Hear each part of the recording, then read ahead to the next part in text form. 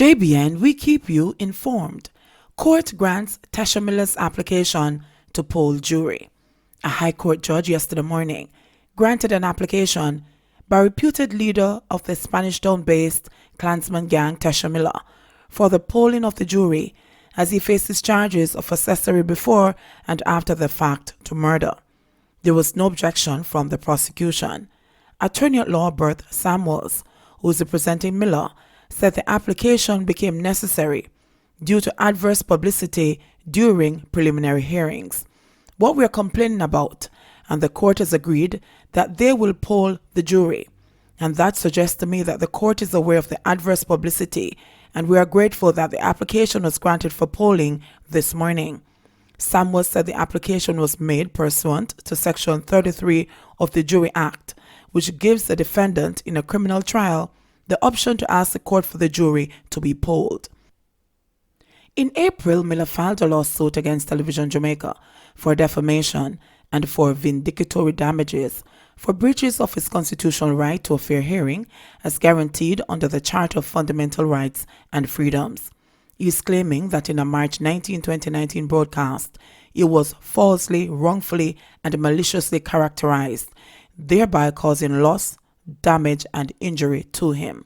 The reputed gang leader was last year charged with accessory before and after the fact in relation to the murder of then Managing Director of the Jamaica Urban Transit Company, JUTC Douglas Chambers, at the company's complex in Spanish Town, St. Catherine, on April 27, 2008. The trial, which is set to begin yesterday, has been postponed until Wednesday to facilitate the completion of another matter in the same courtroom. Farmer dies in fire after allegedly setting house ablaze to kill his daughter.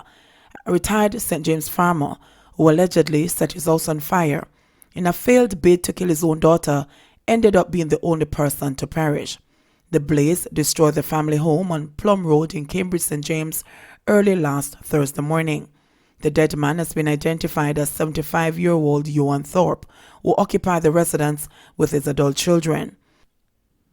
According to police reports, at about 3 a.m. on Thursday, the deceased man's son, Winston Thorpe, was awoken from his sleep by intense heat. He subsequently saw fire coming from underneath his room door. The frightened man shouted out to his 50-year-old sister, Judith Thorpe, that the house was on fire, but when she tried to open the door, she discovered that it was bolted from the outside. Her brother then ran outside the house and smashed a window to her room and instructed her to jump to safety. After rescuing his sister, he began shouting out to his father, but he got no response. Firefighters who responded to the blaze found the charred remains of the elderly man in the house. A resident said that before the incident, the retired farmer was seen with gasoline, and when quizzed as to what he needed it for, he stated that he planned to kill his daughter. A Wednesday, me see him with a plastic bag with liquid, which resembled gas, and him a tell me say him can't take him daughter no more, and that he was going to kill her and then kill himself, the man recalled. Clark's daughter said she had heard rumors that her father wanted to kill her, but was not convinced he would actually do it since he wasn't a bad person. Me hear people in the community say my father want to kill me, but I can't say for certain because that is just what people say. My father was not a bad person, but since the passing of my mother 3 years ago, he had been acting very strange at times, the daughter said. Scores of Jamaicans seeking counseling after hearing about brutal crimes.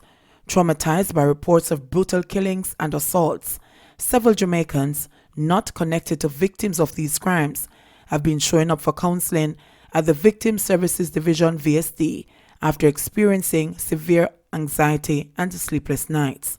These individuals, mostly women, are referred to as tertiary victims and have been utilizing the division's counselors to help them get their lives back on track after hearing about ghastly encounters. That means, for some reason, they saw the news on television and feel that this crime somewhat affects them, said Osborne Bailey, director of the division. The one that comes to mind is when 3 children were killed in St. Mary and 4 in St. Thomas in different incidents, and mothers were turning up all over the country wondering if their relationship was safe and how they could get counseling because they were experiencing the same type of abuse, and they didn't say anything and they were wondering if they were next in line. He recalled that in one of the cases, the perpetrator of the vicious attacks was a stepfather.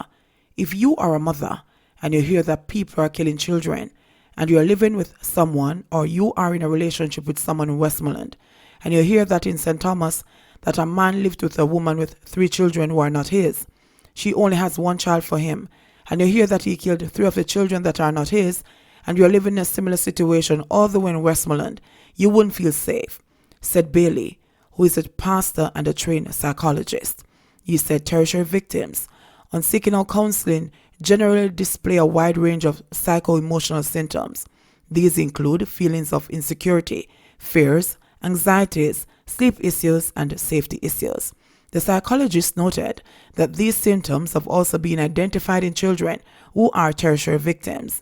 As a result, efforts have been made by the division over the years to reach these children, although their core mandate is to provide intervention for primary and secondary victims. Several of these victims have experienced difficulties coping after hearing of a crime in the community where they live or go to school. This propelled the division to introduce a cultural resocialization intervention project a few years ago, which is designed to help children feel safe and learn to deal with trauma. The project targets at-risk and hurting children between the ages of 6 and 18 years old. We would try to use various psychology theories and techniques to infuse them with coping mechanisms, said Bailey. We would go and pick them up where they are, after the logistics of parent consent and so on. Some of them literally don't even have what to wear, and they are from different schools. So we put them in a similar color so that we neutralize any kind of class and division, and we find a green area, usually someplace up in the hills. Bailey said he finds that some of the children are severely traumatized by their daily experiences. In fact, he recounted how 2 male students lay flat on the ground after hearing a truck backfire twice because they thought they were hearing gunshots. The aim usually is to do one-on-one counseling with the children. So for example, on occasions when there are 50 students, there would be about 25 counselors. It is like the whole place becomes a psychology lab, so we can control movements. They are safe. They don't have to worry that they're going to necessarily hear gunshots, he said. Due to resource constraints, the division has been trying to have the schools implement aspects of the project at their own institution, following the training of teachers, parents, and students. The VSD falls under the Ministry of Justice and provides therapeutic intervention to victims of crime. The division provides emotional support, crisis intervention, court support, and technical services, such as crime prevention services and welfare support to victims of all crime. Eastern St. Thomas residents long to see MP Ferguson. Stunned by the closure of the Golden Grove factory in Duckenfield, residents from the sugar belt of St. Thomas say their Member of Parliament MP has been missing in action. Dr. Fenton Ferguson is a 6-time MP for Eastern St. Thomas, having entered the lower house in 1993 after defeating the Jamaica Labour Party's JLP Pearnel Charles Sr. to bring an end to the 45-year reign of the Labour Party in that constituency. But with the winding up of major cane cultivation and sugar manufacturing taking a toll, villagers there, mainly cane cutters and field labourers, complain that they have not seen Ferguson around these parts in a long time. Factory closed, and now we can't see the MP. Is what him up to? We're suffering because to me St. Thomas must be a curse why nothing seems to last over here, said Raquel Stoddart, a resident of Golden Grove. St. Thomas is the 9th largest parish in the island and ranks among the poorest. Its deficit in infrastructure is not lost on the residents there. Sitting inside a bar in Stokesall discussing the role of their political representatives, several people laughed when questioned about the role the MP has played since the closure of the sugar factory nearby Duckenfield since July. MP who? Is who that again? One of the men asked facetiously. I cannot tell when last me eyes behold him except on TV, he said to a hearty round of laughter. That man has been missing in action and it is a shame. I am not saying he hasn't been here at all, but I haven't seen him around these parts, another added. Ferguson in an interview suggested that the Overseas Farm Work Program could sop up some of the workforce that has been made idle because of the shuttering of both the Separate Run factory and Fred M. Jones estates.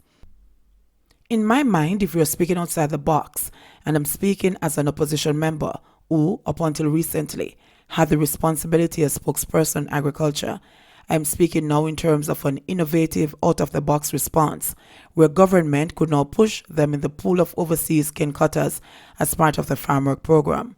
That, I believe, presents itself as an opportunity if it is approached in an organized and focused way, Ferguson said.